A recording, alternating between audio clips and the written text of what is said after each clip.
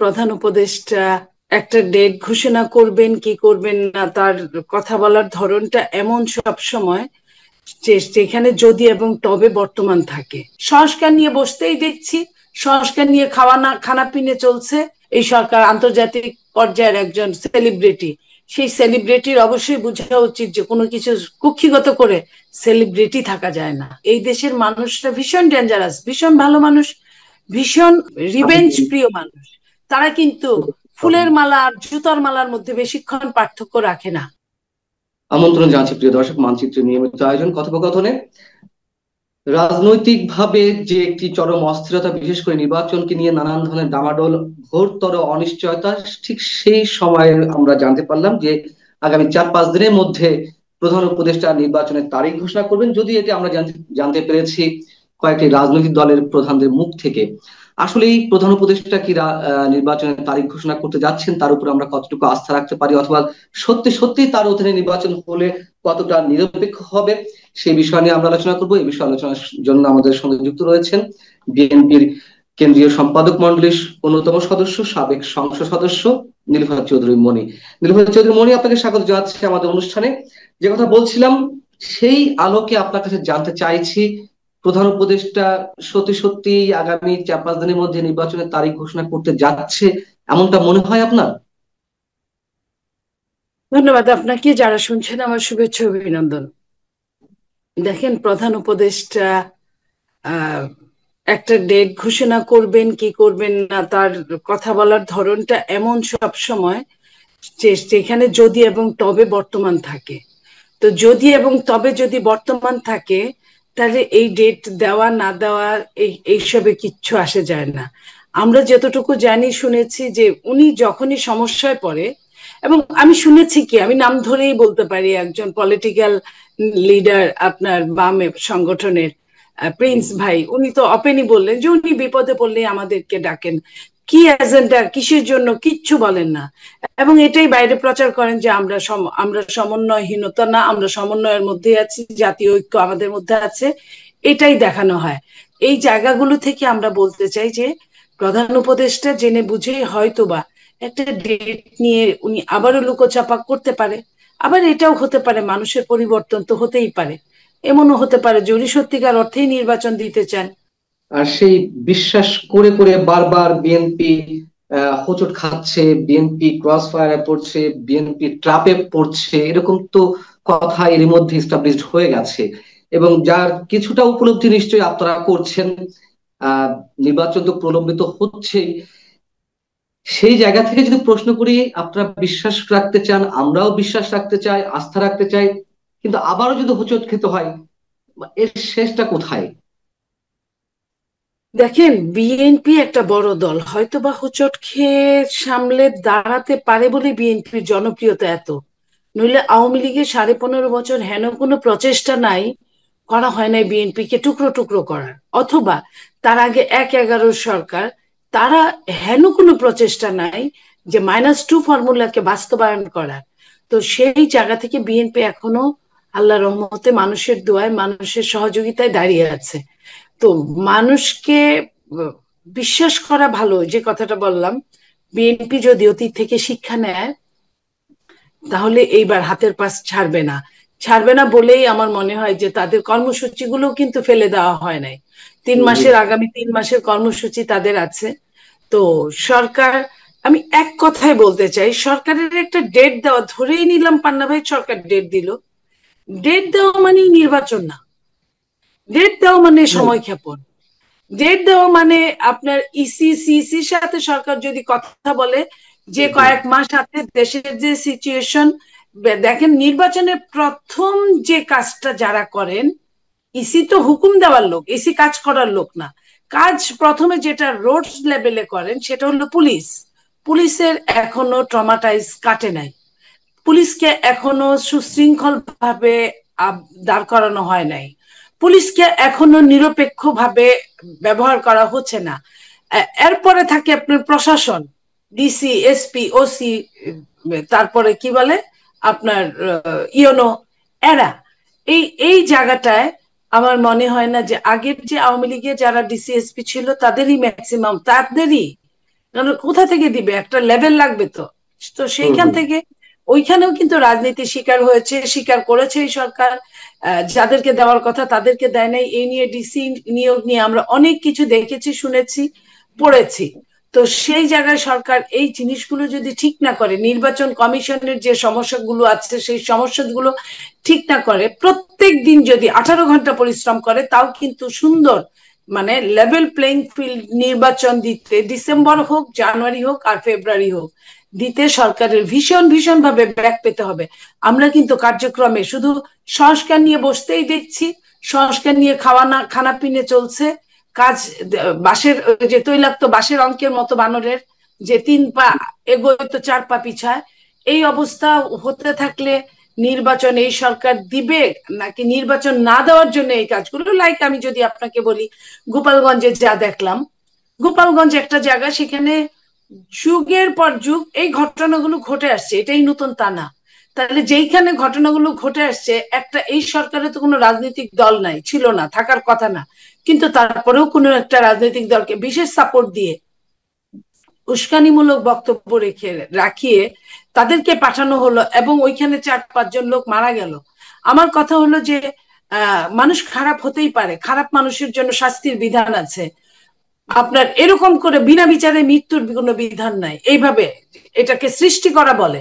যেমন আমি Right. উস্কানিমূলক বক্তৃতা দিলাম, তারা তেড়ে আসলো, তারপরে মারামারি হলো, এক পক্ষের সঙ্গে সমস্ত বাহিনী আছে, আরেক পক্ষের সাথে কেউই নাই, নিজেরা আর নিজেদের যা কিছু ছোটখাটো।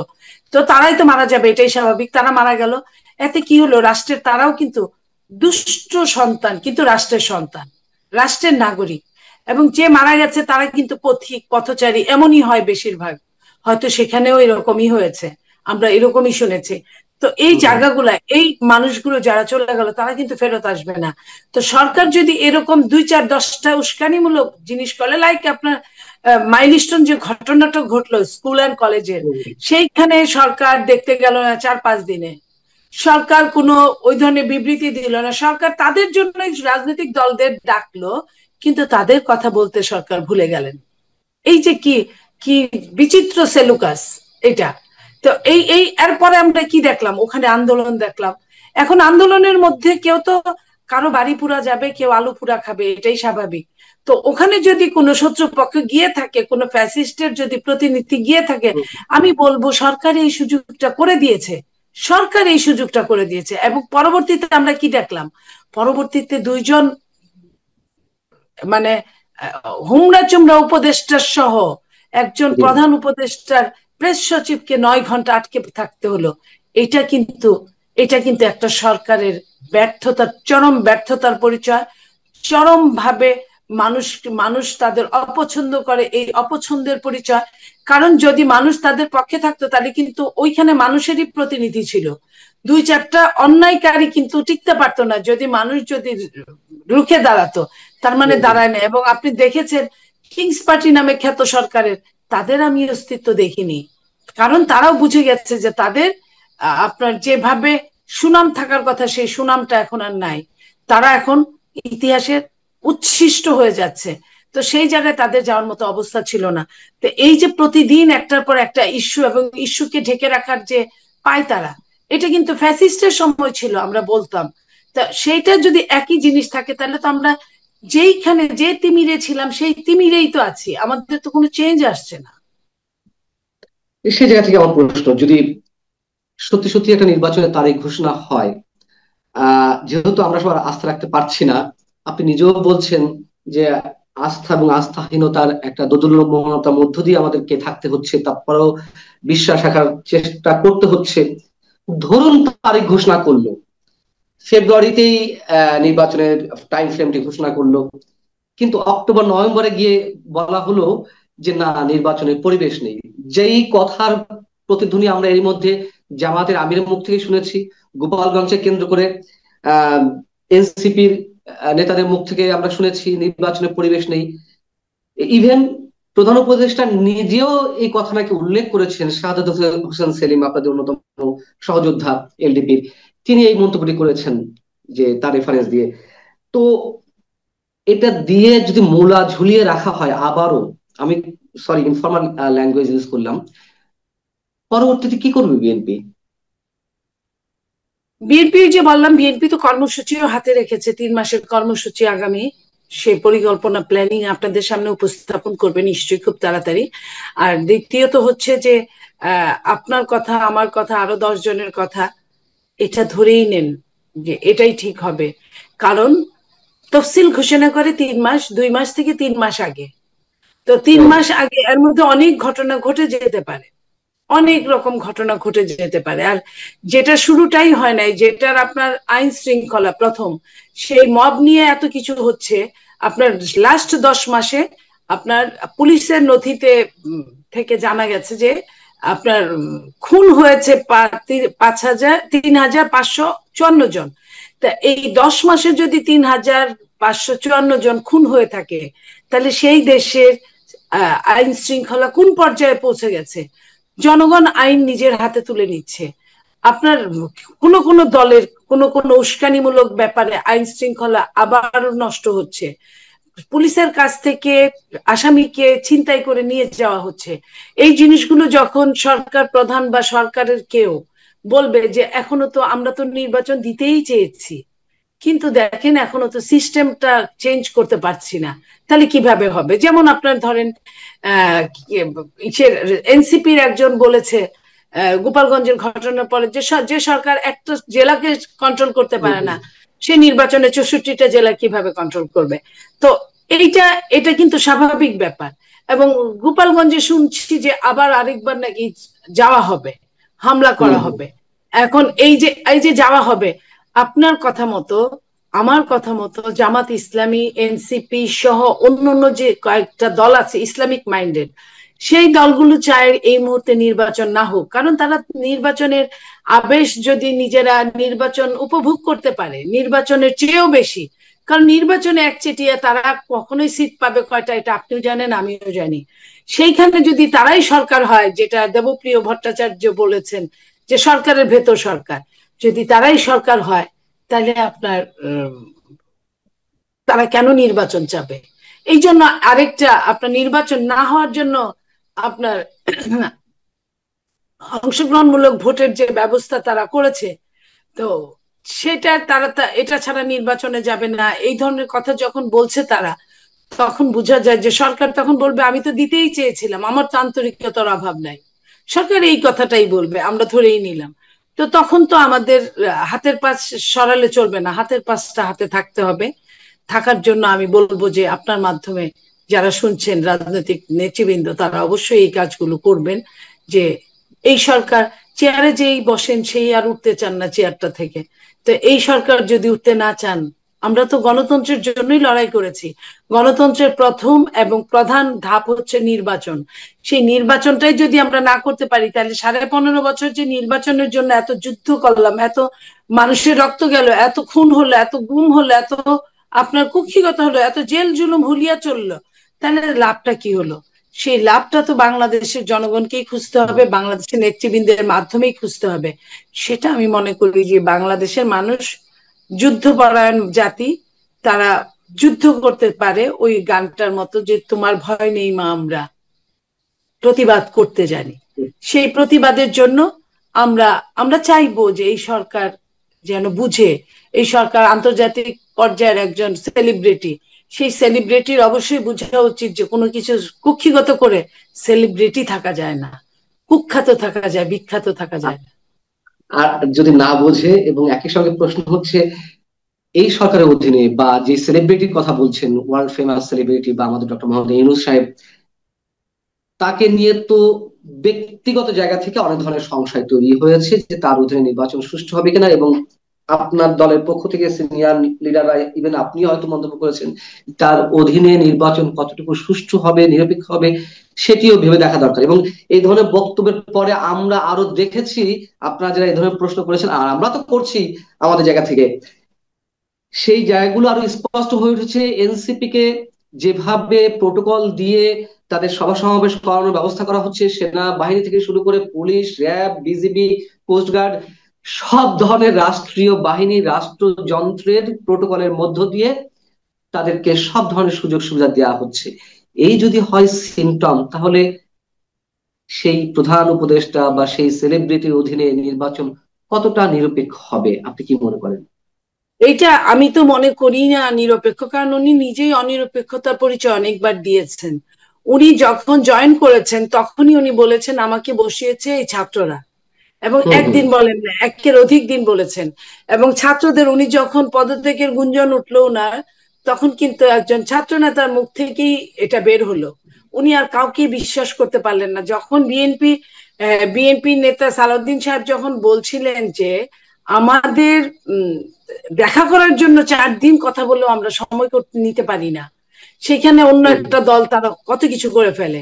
তো সেই অন্য একটা দলের মাধ্যমে উনি পদত্যাগ করবেন কি করবেন না, থাকবেন কি থাকবেন না জানিয়ে দেন।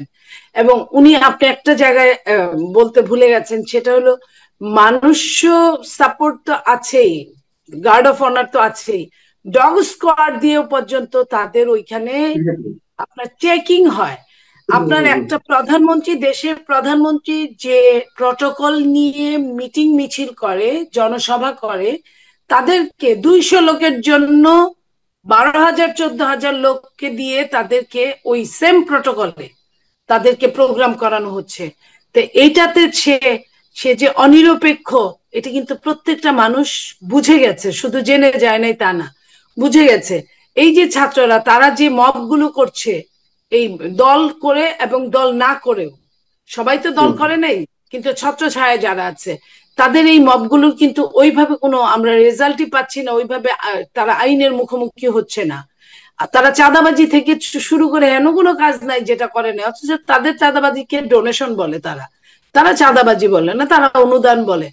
তো এই অনুদান নিতে গিয়েও কিন্তু কালকে আমরা দেখলাম যে 5-5 জন অ্যারেস্ট হলো। এবং এই যে এর আগেও তারা নিয়ে আসছে, তাতে কি হয়েছে আজকে দেখেছি যে একজনকে বহিষ্কার করেছে। এর আগে হুম, ডাকাতি করতে গিয়ে ধানমন্ডিতে অ্যারেস্ট হওয়ার পরে পুলিশের কাছ থেকে ছিনিয়ে এনেছে তাদের একজন নেতা, বৈষম্য বিরোধীদেরকে। কই সরকার কিছুই বলে নাই। সরকারের আওয়ামী লীগকে নিষিদ্ধ করার জন্য, স্থগিত করার জন্য সরকারের 144 ধারা লঙ্ঘন করে তারা ওখানে শুধু লঙ্ঘনই করেনি, ওইখানে মঞ্চ তৈরি করেছে, এবং তারা যে স্লোগান দিয়েছে সেই তারা ঘেমে যাবে, তারা মারা যাবে, তারা গরমে সমস্যা হবে বলে তাদেরকে ঠান্ডা পানির প্রলেপ দেওয়া হয়েছে। হুম, এই যে হুম। তাদেরকে এত খাতির যত্ন জামাই আদর করা হয়েছে, এখান থেকেই বোঝা যায়। এবং একটা জায়গায় বিএনপির মহাসচিব মির্জা ফখরুল ইসলাম আলমগীর বলেছেন যে এই সরকার যদি অনিরপেক্ষ হয়, তাহলে এই সরকারের আন্ডারে আমরা নির্বাচন করব কিনা ভেবে দেখতে হবে। তো এই যে ভেবে দেখার বিচারটা, এবং আরো যেটা আপনার মনে করেন যে সরকার যে অনিরপেক্ষ, একই জায়গায় জামাত যেভাবে প্রোগ্রাম করে যে সাপোর্টটা পেল, বিএনপি এত বড় দল, বিএনপি কিন্তু ওই সাপোর্ট সরকারের কাছ থেকে পান না। আপনার হুম হুম যে গোপালগঞ্জে এনসিপি যেভাবে এনসিপি কে তুলে এনে বাংকারে করে গোপালগঞ্জের বাইরে আনা হলো, ঠিক একইভাবে গোপালগঞ্জের পুলিশের কাছে, আইন শৃঙ্খলা রক্ষাকারী বিভিন্ন বাহিনীর কাছে, সরকারের কাছে, যখন আমাদের স্বেচ্ছাসেবক নেতা জিলানি যখন আপনার সহযোগিতা চেয়েছিল তার গাড়ি বহরে হামলা করার পরে, কই আমাদেরকে কিন্তু ওইভাবে সহযোগিতা করা হয় নাই। তো সেই জন্য আমরা বলছি যে সরকারের নিরপেক্ষতা রাখা সরকারের জন্য জরুরি, নইলে নোবেল পুরস্কার আপনার আহ এশিয়া মহাদেশের অনেকেই পেয়েছে, বাংলাদেশে উনি একা পেতে পারে, কিন্তু এশিয়া মহাদেশে অনেকেই পেয়েছে। সেই এশিয়া মহাদেশের যারা যারা নোবেল পেয়েছে কারোরই কিন্তু রেকর্ড আর ভালো কিছু বলে না। আপনার তারও যে বলবে আগামী দিনে এমন কোনো কথা না। আমরা চাই আমাদের মধ্যে একজন মানুষ পরিচিত বিশ্বে, তাকে গিনিপিগ হিসেবেই হোক যেভাবেই হোক তাকে বিশ্ব মানার চেষ্টা করে, সেখানে তার এই সম্মানটুকু বজায় থাকুক। উনি যেন এটা বুঝে উনি সঠিক সময় নির্বাচন দিয়ে উনি যেন ভালোই ভালো বিদায়টা নেয়, এবং তাতে এই দেশের জনগণের হৃদয়ে উনি থাকতে পারবেন। আর যদি তা না হয়, তাহলে এই দেশের মানুষরা ভীষণ ডেঞ্জারাস, ভীষণ ভালো মানুষ, ভীষণ আপনার আহ, কি বলবো যে রিভেঞ্জ প্রিয় মানুষ। তারা কিন্তু ফুলের মালা আর জুতার মালার মধ্যে বেশিক্ষণ পার্থক্য রাখে না। যখন ফুলের মালা দরকার তখন দরকারের অতিরিক্ত দিয়ে দেয়, যখন জুতার মালার দরকার সেটাও কিন্তু দরকারের অতিরিক্ত দিয়ে দেয়। এই ব্যাপারে তারা কার্পণ্য করে না। আহ, আমি অপ্রাসঙ্গিক ভাবেই প্রশ্নটা নিয়ে আসছি, যেহেতু একেবারে অপ্রাসঙ্গিক নয়, আপনার কথার প্রসঙ্গক্রমেই। সেটি হচ্ছে যে ডক্টর মোহাম্মদ ইউনূস আন্তর্জাতিক খ্যাতি সম্পন্ন মানুষ, ঠিক আছে, খ্যাতি সম্পন্ন আমরা শুনে এসেছি, কিন্তু উনি প্রধান উপদেষ্টা হওয়ার পর ওনার যে একসেপ্টেন্স সারা সারা বিশ্বের কাছে আমরা যেমনটা আশা করেছিলাম, তার কি কোনো ধরনের লক্ষণ দেখা গেছে? তখন লন্ডন যাত্রা আমরা এক্সাম্পল হিসেবে আনতে পারি, আমরা আবু কাতার যাত্রা আমাদের হিসাবে আনতে পারি, এবং আমরা ফ্রান্সে তার। কোনোটাই আমরা ওরকম পারিনি। এবং উনি উনি তো আসলে এই বিদেশ যাত্রাগুলো উনি যতটা না রাষ্ট্রকে প্রাধান্য দিয়েছে তার চেয়ে বেশি এনজিও কে প্রাধান্য দিয়েছে, যতটা না রাষ্ট্রের ভালো মন্দ প্রাধান্য দিয়েছে তার চেয়ে বেশি নিজের ভালো মন্দের প্রাধান্য দিয়েছে। আপনি দেখেন লন্ডনে একটা পুরস্কারের জন্য ওনাকে যেতে হলো, যে পুরস্কারটা উনি যে কাউকে দিয়ে আনাতে পারতেন। এটার জন্য এত দূর যেতে হয় না। পরে বোঝা গেল কি, যে শুধুমাত্র বিএনপি নেতা জনাব তারেক রহমানের সাথে, যে শুধুমাত্র এই সময় ক্ষেপণটার জন্য তারেক রহমানকে হিপনোটাইজ করার জন্য উনি এই প্রোগ্রামটা হাতে নিলেন এবং 10 কোটি টাকার ঊর্ধ্বে উনি খরচ করে আসলেন। একটা চম্পেশে আপনার একটা পিকনিক হয়ে গেল অন্যদের 37 জনের বহর, খুব সম্ভবত। এদের যাওয়ার কি দরকারটা ছিল আমি জানি না। ইভেন দ একটা ব্রিটিশ প্রধানমন্ত্রীর সাথে দেখা পর্যন্ত করতে পারেন নাই উনি, দেখা পর্যন্ত উনি করতে পারেন না, অথচ বাংলাদেশ থেকে বলা হয়েছিল তার সাথে দ্বিপাক্ষিক বৈঠক আছে, কিন্তু আমরা সেটা দেখিনি। কাতারে উনি গেলেন, সেটাও কিন্তু একটা এনজিওর প্রোগ্রামে, কাতারের রাষ্ট্রপ্রধানের মায়ের মায়ের সাথে প্রোগ্রাম তার, এবং সেইখানেও উনি কোনো, কাতারের সাথে এখানে একটা মিটিং দেখলাম, উনি কাতারের পতাকা আছে কিন্তু বাংলাদেশের কোনো পতাকা নাই ওনার পেছনে। তা এটার অর্থটা বোঝার মতো বোধহয় বয়স আমাদের হয়েছে, এত বছর রাজনীতির। এবং আপনার কি হলো, ওখানে আপনার ব্যক্তিগত কিছু কাজ সেরে উনি আসলেন। উনি আপনার কি বলে থাইল্যান্ডে গেলেন, উনি ভারতের সঙ্গে বসলেন। দেখেন ভারতের কতগুলো লোক ছিল ওখানে, কিন্তু বাংলাদেশের উনি ছাড়া কে উনার প্রতিনিধি, উনার প্রেস সচিবকেও আমি ওরকম দেখিনি। এবং উনাকে এক ধরনের ওইখানে হেয় করা হয়েছে ওখানে তার। এবং তারপরে উনি বৈঠকে বসার পরে পরের দিনই ভারত কি করলো, আপনার একটা চুক্তি বাতিল করে দিল। কিসের? আপনার ট্রান্সশিপমেন্ট বাতিল করে দিল। তো এই যে বাতিল করে দিল, তাহলে আমার লাভটা কি হলো? আমার তো কিছুই কিছুই লাভ হচ্ছে না। কিন্তু দেশের ওই 10-11 মাসে 12 মাসে আপনার, এখনো 12 মাস পুরো হয় নাই, 12 মাসে আপনার 11টা তার এরকম ব্যর্থ ব্যর্থ আপনার বিদেশ যাত্রা আছে। কিন্তু ব্যক্তিগতভাবে উনি সফল এই কারণে, উনি বিদেশের লোক পাঠানোর জন্য উনি যে প্রতিষ্ঠান খুলেছে সেটা ওনার। উনি জাপানে বলছে 1 লক্ষ লোক পাঠাবে, যদি এটা অবিশ্বাস্য অবিশ্বাস্য এবং অবিশ্বাস্য। তাহলে কি আবারও সেই রাজপথই শেষ ঠিকানা আমাদের সবার জন্য? যদি কখনো যদি পথ যদি মসৃণ না হয়, পথ যদি ঘরের মধ্যে যদি আলোচনা শেষ না হয়, তাহলে তো রাজপথের বিকল্প কিছু হতে পারে না। তো রাজপথের বিকল্পের মনে করেন যে ধারণাটা আমাদের আছে, তবে এইখানে একটা সরকার বা ষড়যন্ত্রকারী মহল ধর্মকে পুঁজি করে যে মানে যে সমস্যাটা বাঁধানোর চেষ্টা করছে, এটা কিন্তু ভীষণ খারাপ একটা খবর। যেমন আপনাকে আমি বলি যে একটা সময় প্রথম থেকে শেষ পর্যন্ত জামাত এবং এই হাত পাখা আলারা, এরা একজন আরেকজনকে আদর্শগত ভাবে সহ্য করতে পারতো না। আদর্শগত ভাবে দুইজনের জন্মটাই দুই ভাবে হয়েছে, অথচ এখন তারা এক কাতারে এসেছে। কিসের জন্য? তারা এখন অংশগ্রহণ নির্বাচনের কথা বলছে, পিআর এর কথা বলছে। তো আপনার এটা যদি চলতে থাকে এবং এটা নিয়ে যদি এদের তো আর যাই হোক গরিব গরিব কিছু ছেলে মেয়ে পাওয়া যায় যারা মারা গেলেও সহজে বুঝে না, আমরা হেফাজত থেকে দেখেছি, সহজে বুঝে না যে বাবা মা জানতেও পারে না যে তার সন্তানটা আছে না নাই। তো এদের তো সস্তা রাজনীতি তো এইটা থাকেই। তো আমি জানি না যে এই রাজনীতি কোন দিকে কতটা জিঘাংসার পথে হাঁটছে, আমরা বলতে পারবো না। অনেক ধন্যবাদ নীলাক্ষা চৌধুরী মনি আপনাকে, এবং আবার আপনার উদারনৈতিক যে রাজনৈতিক চারিত্রিক বৈশিষ্ট্য, এর জন্য নিশ্চয়ই সাধারণ মানুষের পক্ষ থেকেও আপনার প্রতি অনেক বেশি শ্রদ্ধার বিষয় তৈরি হচ্ছে। আহ ধন্যবাদ আবার আপনাকে। দর্শক, শেষ করছি, ভালো থাকুন। আল্লাহ।